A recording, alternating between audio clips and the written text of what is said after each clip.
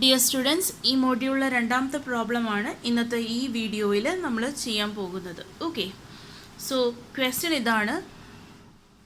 നമുക്ക് ഒരു 2 ക്യാവിറ്റി ക്ലൈസ്റ്ററുണ്ട്. കുറച്ച് പാരാമീറ്റേഴ്സ് തന്നിട്ടുണ്ട്. ഏതൊക്കെയാണ്?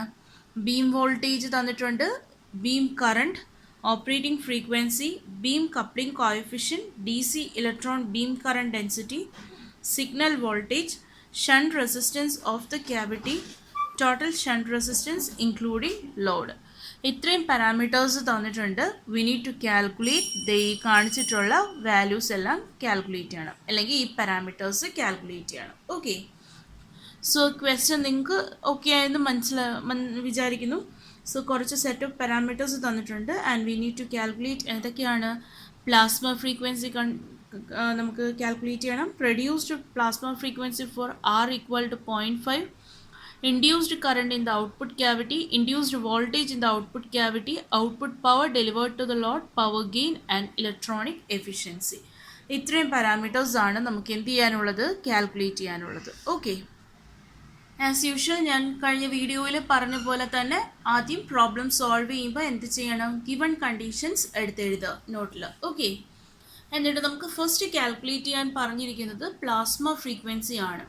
സോ നമ്മൾ ഇതിൻ്റെ ഇക്വേഷൻ നമ്മൾ ഡെറിവേഷനിൽ നോക്കിയിരുന്നില്ല. സോ നമുക്ക് പ്രോബ്ലം ചെയ്യാൻ വേണ്ടി മാത്രമുള്ള ഒരു ഇക്വേഷനാണ്. സോ ജസ്റ്റ് ഓർത്ത് വെച്ചിരിക്കുക.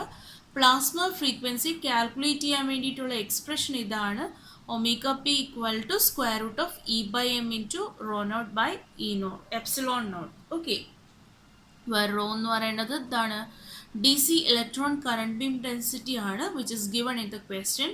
E is the charge of electron and m is the mass of electron.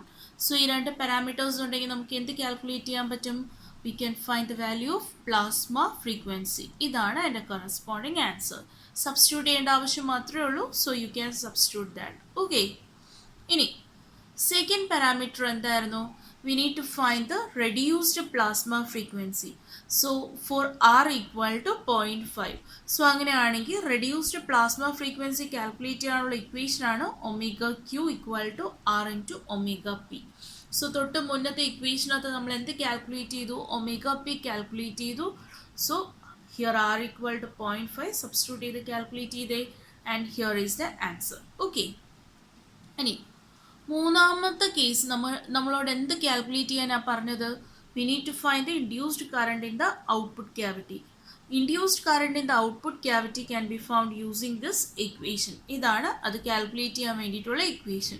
ഇതിനകത്ത് ഒമേഗ ബൈ ഒമേഗ ക്യൂ എന്ന് പറയുന്ന ഒരു പാരാമീറ്റർ ഉണ്ട്. അത് കാൽക്കുലേറ്റ് തൊട്ട് മുന്നേ ഞാൻ എന്ത് ചെയ്തിട്ടുണ്ട്? കാൽക്കുലേറ്റ് ചെയ്ത് വെച്ചിട്ടുണ്ട്. Okay, so you can recheck this whether you are getting the same answer as shown here. Okay, so substitute the value here in the equation, in the third equation, which is I2 equal to this corresponding equation, and just see whether you are getting the same value as I have shown here. Okay, now third case എടുക്കുകയാണെങ്കിൽ we need to calculate the induced voltage in the output cavity.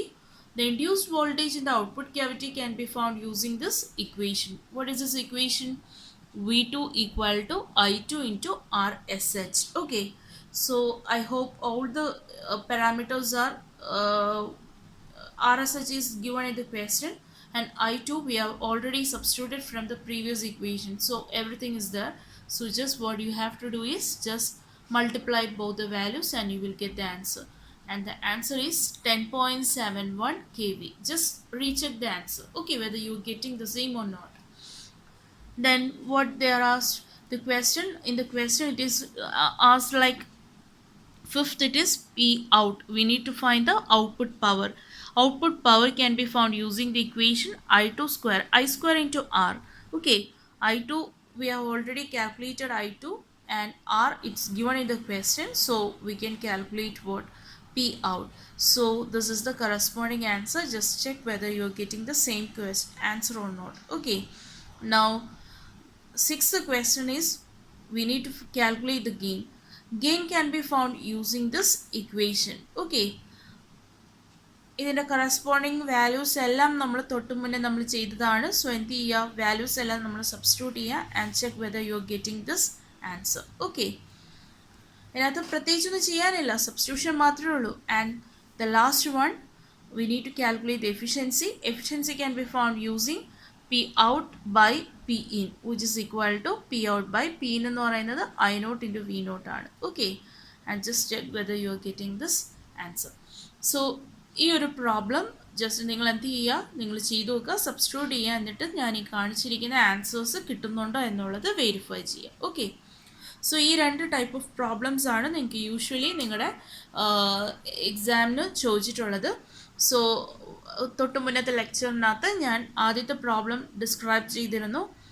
ഇതിനകത്ത് നമ്മൾ ഈ ഒരു വീഡിയോയിൽ second problem നമ്മൾ discuss ചെയ്തിട്ടുണ്ട്. So ഈ രണ്ട് ടൈപ്പ് ഓഫ് പ്രോബ്ലംസ് യൂഷ്വലി ചോദിച്ചിട്ടുണ്ട്. മേ ബി നമുക്ക് ഈ സെക്കൻഡ് പ്രോബ്ലത്തിനകത്ത് ചില പാരാമീറ്റേഴ്സ് അല്ലെങ്കിൽ ഇപ്പോൾ ഒരു 6-7 ക്വസ്റ്റ്യൻസ് ഉണ്ട് കാൽക്കുലേറ്റ് ചെയ്യാൻ. ആ 7 ക്വസ്റ്റ്യൻസിനകത്ത് ചില ക്വസ്റ്റ്യൻസ് അല്ലെങ്കിൽ ഒമിറ്റ് ചെയ്തിട്ട് ഒരു 4 എണ്ണമൊക്കെ എക്സാമിന് സ്റ്റുഡൻറ്റ് ചോദിച്ചിട്ടുണ്ട്. Okay, thank you dear students. ഇത് ചെയ്യുക, എന്നിട്ട് നിങ്ങൾക്ക് തന്നിരിക്കുന്ന അസൈൻമെൻറ്റ് സബ്മിറ്റ് ചെയ്യുക. Okay, thank you.